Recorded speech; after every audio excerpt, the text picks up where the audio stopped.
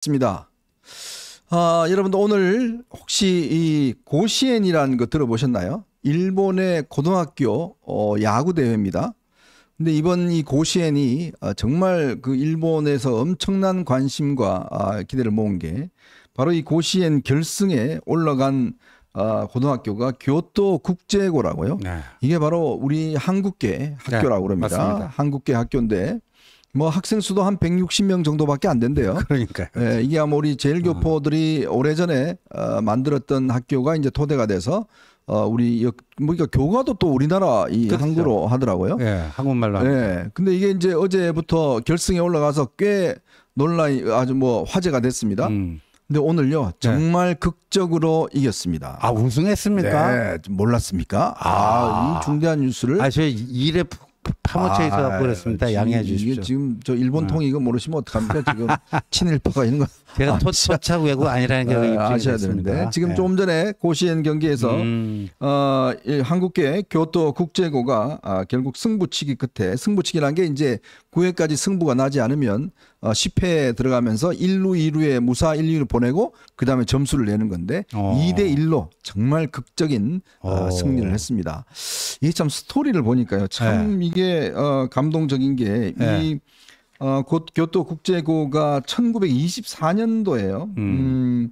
이때 이제 이거는 이제 그 고시엔이 생긴 거고 이 학교가 생긴 게 이게 이제 1940년도 이게 이제 제일교포들이 처음에 이제 이 중학교를 47년도군요. 47년도에 제일교포들이 돈을 모아서 설립한 교토 조선중학교라고 있답니다. 이게 이제 이 학교가 커서 교토 국제고등학교가 됐는데 근데 이제 학생 수가 점점 줄어들었대요. 그렇죠. 그래서 이걸 어떻게 하면 좀 학생들을 많이 모집할 수 있을까 고민하다가 그러면 야구부를 만들자라고 해서 야구부를 만들었대요. 근데 이 야구부가 정말 이 승승장구를 해서 작년에 이제 이 4위에 올랐고 이번에는 이제 결승에서 결국 우승까지 했습니다. 근데요.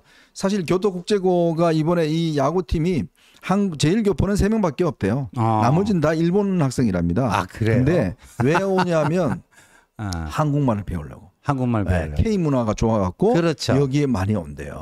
그래서 거기다가 또 야구도 워낙 잘하니까 뭐 완전히 이번에 아주 그냥 전국적으로 아주 유명한 학교들 특히 이 학교의 교가가 우리 한국말로 된 교가가 바로 고시엔 구장에 막 퍼지는 그런 일까지 벌어졌습니다. 그 교과에 동해라고 나오잖아요. 우리가 뭐 그 명칭을 둘러서 우리는 동해, 일본은 일본해 뭐 이렇게 하는데 그 교과의 동해로 시작을 합니다. 그런데 이게 그대로 NHK에 방송이 된 거 아닙니까? 그래서 이 한일 관계를 보면요. 우리는 뭐 KBS가 나비 부인? 그게 뭐 프랑스 가곡의 뮤지컬인가요? 이태리 가곡이죠. 이태리 가곡 죄송합니다. 근데 거기에 그게 뭐 나온다고 문제를 삼았는데 일본에서는 거기에 대해서 뭐 거의 반응이 없다고 합니다. 기미가요가 뭐 나오는 건데. 자, 그런데요. 정말 이걸 보면 과연 우리 21세기의 친일과 반일이 뭔가 저는 그 의미를 한번 되새겨 봅니다. 정말 우리가요. 일본을 우리가 뭐 이겨야 된다 이야기를 하는데 이제 요즘 그 길이라고 많이 이야기를 하죠. 그 길. 이제 이게 저는 제가 볼 때는 정말 일본의 학생 젊은이들이 한글을 배우고 싶어서 한국 문화를 배우고 싶어서 이 학교에 들어오고 또 이 그 우리 한국인들이 만든 학교에서 결승까지 가서 우승까지 하는 이런 일이 이제 벌어지는 게 이게 여러분 정말 대단한 거 아닌가요? 대단한 거죠. 그래서 이제 우리가 이렇게 봐야 될 것 같습니다. 그러니까 저희 세대, 86세대, 그 또 밑에 70년대 세대까지는요, 일본에 대해서 이제 반일 교육을 받고 이렇게 자라고 그러다 보니까 과거 우리가 이제 식민 통치를 받았다, 일제강점기, 나라를 강탈당했다 하면서요. 그런데 그런 반일 의식하고 또 동전의 앞뒤로 이르는 게 약간 일본에 대한 열등감 같은 게 그게 좀 있습니다. 있는데 제가 이제 2030 우리 젊은 세대들하고 대화를 해보면요. 일본에 관해서 그 열등감이 없어요. 그 선배 세대라고 다릅니다. 다르죠.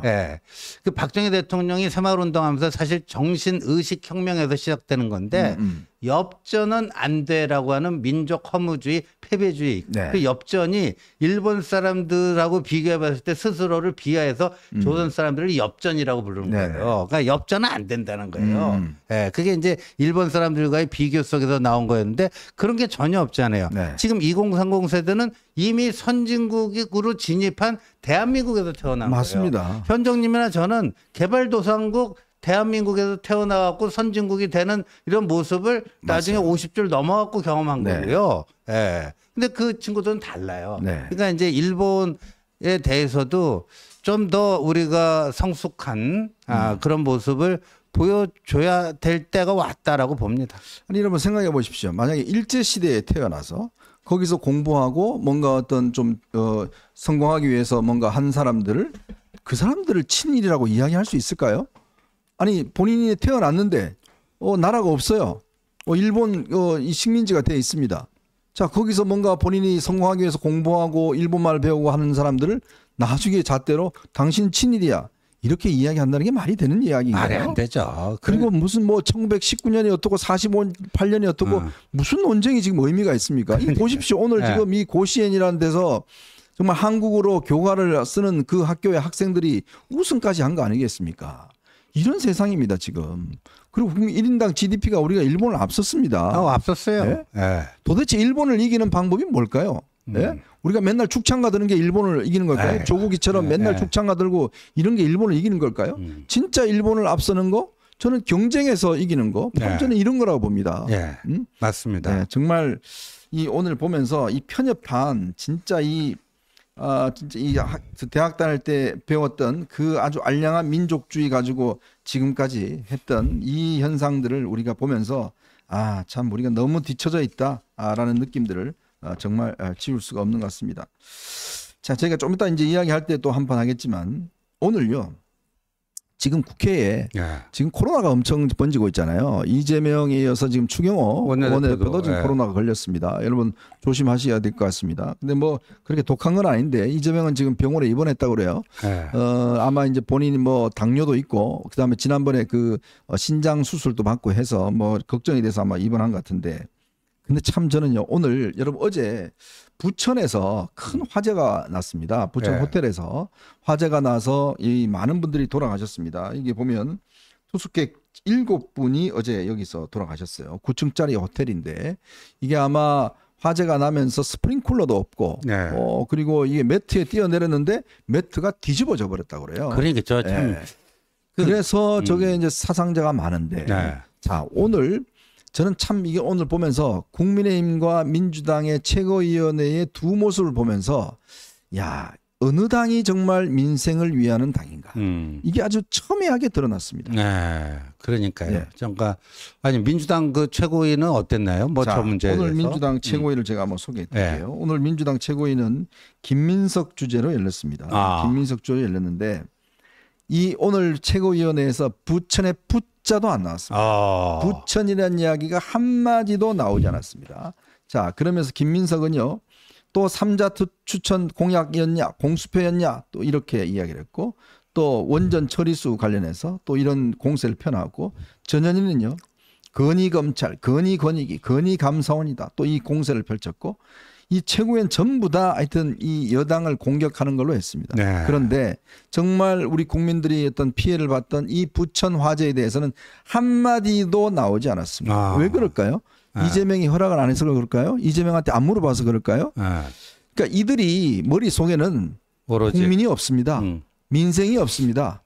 오로지 저 여당만 공격하는 그것만 머리에 있기 때문에 부천에서 사망자가 7명이 났건 화재가 났건 아무 관심이 없습니다. 오로지 그냥 여당만 공격하는 것밖에 없습니다. 근데 여당은 어땠을까요? 오늘 이 문제에 대해서 한동훈 대표가 오늘 페이스북에 이런 글을 올렸어요. 정말 위로드리고 한다. 더군다나 아주 이 사고의 구체적인 이유들 스프링클러 없는 거 에어매트 관련돼서 2분 돌아가신 거 아주 구체적인 부분까지 적시해서 이런 부분에 대해서 정말 우리가 원인 규명을 해보자. 그 다음에 소방관 분들한테 고마움까지 표시했습니다. 네, 이게 수권 정당의 모습 아닌가요? 그렇죠. 예?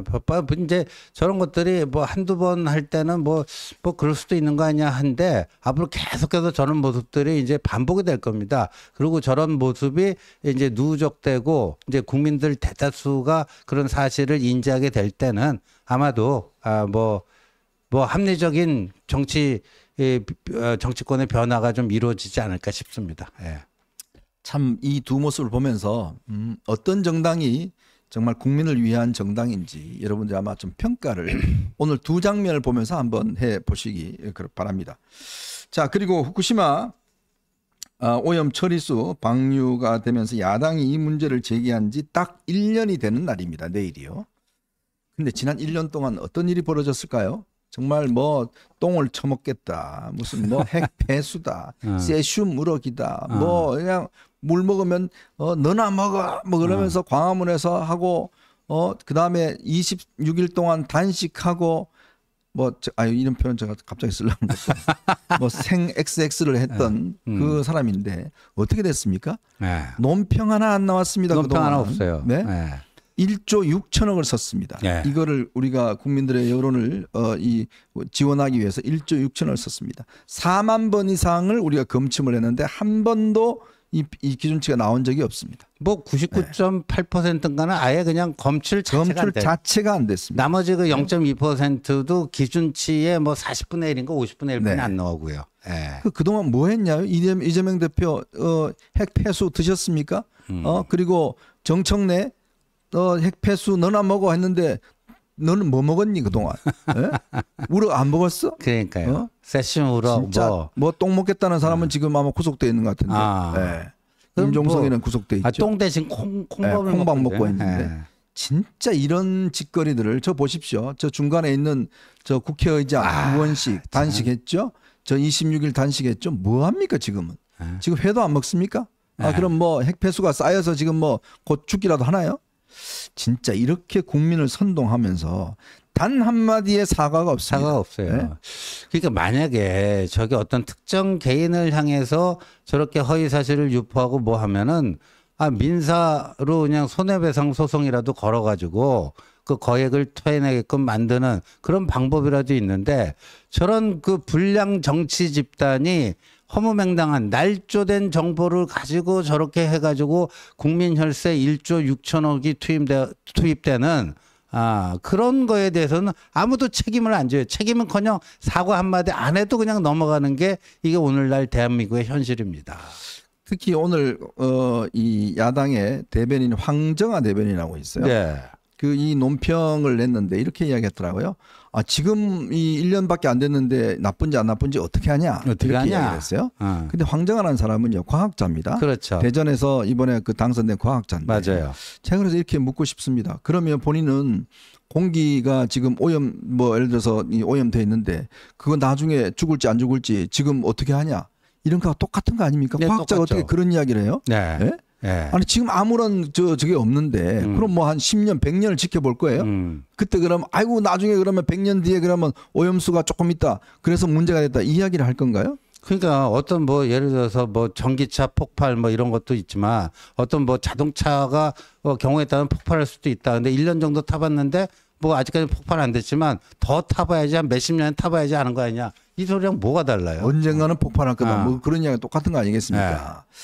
자, 정말요. 이렇게 국민들을 선동하고 했던 집단들이 1년이 지난 지금 아무런 영향이 없는데 아무런 사과도 하고 있지 않습니다. 그리고 이 참외 전자파 튀겨서 어떻게 돌아가셨나요? 예? 광우병 먹어서 뇌 구멍에 숭숭 났나요? 예? 참 기가 막힙니다, 진짜. 자, 그리고 이제 오늘 미국 민주당 전당대회가 이제 마지막에 해리스 대통령 후보가 오늘 연설을 했는데요. 아주 인상적인 이야기는 그겁니다. 트럼프가 응원하는 독재자 김정은 나는 가까이 하지 않겠다. 아주 이렇게 명시적으로 북한 김정은에 대해서 이렇게 이야기를 했습니다. 트럼프에 아첨하는 김정은 같은 독재자 폭군과 친하게 지내려는 알랑거리지 않을 것이다 라고 아주 명확하게 오늘 이야기를 했습니다. 보니까 경합주들이 다 앞서 나가고 있는 것 같습니다. 앞서 나가고 있는 것 같고 지금 트럼프는 굉장히 아마 곤혹스러운 처지에 있는 것 같습니다. 아마도 그 공화당 내에 좀 온건 보수라고 그럴까 트럼프가 좀 극단적이잖아요. 네. 그 트럼프는 거의 뭐 그냥 국수주의자 비슷한 거 아닙니까? 네. 예. 뭐 메가 고립주의자 마가라는 건 말이죠. 좋은 네. 건데 굉장히 어떻게 보면 그 외국과의 관계에 있어서 자국 우선주의를 지나치게 강조한 나머지 그런 건데, 그러니까 트럼프는 사실 미국 공화당의 정통 라인이 아니고 그렇죠. 변종이죠, 변종. 네, 네, 그러니까 네. 공화당의 그 미국 보수의 그 명맥을 잇는 사람 중에 많은 사람들이 네.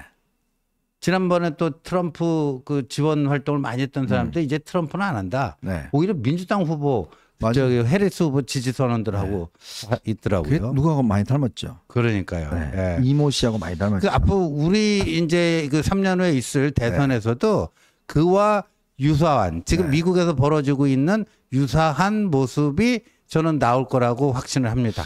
특히 앞으로 우리 지원님은 이제 전략을 하시니까 보시면서 이런 이 미국 선거들 앞으로 잘 아마 좀 보셔야 될 겁니다. 예. 우리가 좀 반면교사할 게 꽤 많이 맞습니다. 이번에 예. 있는 것 같습니다. 네. 자, 그리고 오늘 그 법사위원회가 열렸는데요. 거기서 아주 재미있는 장면이 하나 있어서 여러분들에게 한번 좀 소개시켜 드릴까 합니다. 오늘 박성재 법무부 장관과 전현희 살인자 발음 좋아요. 전현희와의 오늘 이 논쟁이 있었는데 아주 재미있는 논쟁입니다. 특히 그 명품백 이번에 관련된 사건에 뭐 검찰이 이제 무혐의 할 것이다라는 그걸 놓고 한 이야기인데 그 오늘 장면들 한번 잠깐 보고 본격적인 토론에 들어가도록 하겠습니다. 이 검찰의 무혐의 결정에 따르면 앞으로 이 자리에 계신 모든 공직자들이 배우자를 통해서 금액에 제한 없이 고가의 선물을 마음껏 받을 수가 있게 됐습니다. 다시 한번 축하드리고요. 법무부 장관님, 예. 검찰의 이 결정에 대해서 법무부 장관으로서 어떻게 생각하십니까? 아직 결정 내용을 알지 못합니다. 언론에 많이 보도가 됐습니다. 언론 보도를 보고 법무부 장관이 의견을 내리는 건 적절하지 법무부 않다고 장관님, 무슨 말씀하세요? 지금 방금 내가 읽어드렸잖아요. 이 내용이 검찰이 결정을 했으면 여기에 대해서 법무부 장관으로서 어떻게 생각하냐라고 그대로 읽어드렸습니다. 여기에 대해서 규정이 답변하십시오. 없어서 처벌을 법무부 못한다면 장관으로서 개인적인 의견은 의원님께서 뭡니까? 입법을 해주셔야죠.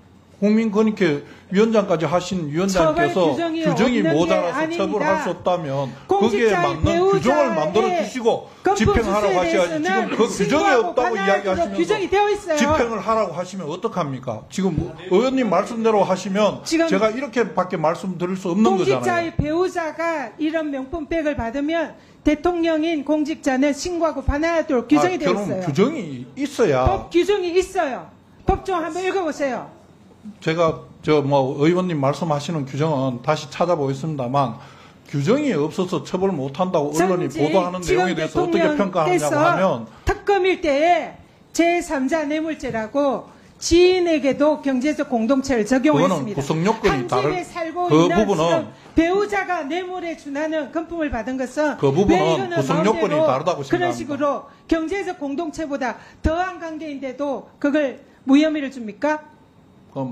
제가 내용을 구체적으로 몰라서 내용을 말씀드리기 왜 적절하지 구체적으로 않은데 모르세요? 언론에 수없이 보도가 됐습니다. 장관이 언론을 보고 평을 하는 법무부 건 아닙니다. 장관으로서 여기에 대해서 개인적인 견해가 뭔지 묻는 겁니다.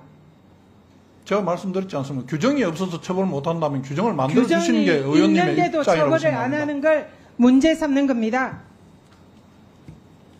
그걸 제가 법을 만들어야 됩니까? 규정이 있다고 얘기하는데 무슨 엉뚱한 소리 합니까? 그 규정이 있으면 규정대로 그런데 처리할 그게 겁니다. 규정에 어긋난 결정을 한 검찰에 대해서 어떻게 생각하냐? 그걸 규정에 질문하는 어긋난 겁니다. 결정을 했는지를 저는 아직 모른다고 말씀드렸습니다. 법무부 장관으로서 정말 자격이 없다 이렇게 생각합니다.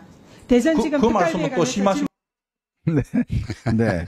이게요, 부정처사, 부정법이 이게 이제 부인들에 대해 처벌할 수 있는 조항이 없어요. 네, 맞습니다. 그러니까 지금 박성재 장관이, 그러면 법을 만들어라 당신이 이렇게 이제 이야기를 하고 있는 거 아니겠습니까? 그러니까 전현희는요, 그 상권 분립의 기본도 모르고 있어요. 입법부가 어디예요? 국회 아니에요. 그 규정이 없으면 처벌 규정이 없으면 그 법을 보완을 해가지고 처벌 규정이 있게끔 하는 걸 그걸 행정부에서 해야 됩니까? 네. 입법부에서 해야 되는 거 아니에요. 행정부는 입법부가 만든 그 법규를 그대로 그 현실에 적용시켜서 집행하는 역할을 하는 거 아닙니까? 네.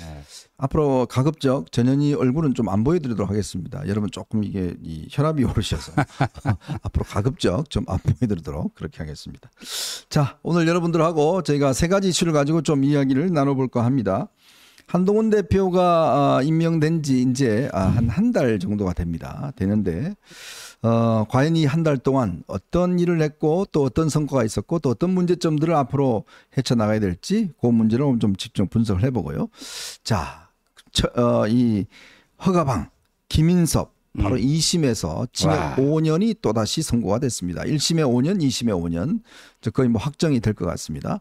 자, 근데 이 사건은요, 백현동 사건은 바로 이 정진상과 이재명 같이 지금 기소가 돼 있는 사건입니다. 그렇죠. 아마 이런 부분을 하면 지금 병상에 있을 이재명 대표가 좀 뜨끔할 것 같은데 요 문제 한번 분석해 드리고 그리고 오늘 오전에 뭐 좀 소동이 있었습니다. 뭐 참 저는 이 사람이 어디서 뭐 모르겠지만 또 CBS에 뭐 누구죠? 김규환. 아이고. 예, 뭐 이낙연 뭐 정계 은퇴한다, 뭐 김부겸 돌아온다, 뭐 이런 이야기를 해서 또 부인하고 했는데 과연 이게 지금 이 친명들 말고 친문 이쪽 비문 쪽에서 어떤 움직임이 있는지 과연 이낙연 전 대표가 지금 정계 은퇴를 하는 것인지 이것도 한번 제가 점검을 해보도록 하겠습니다.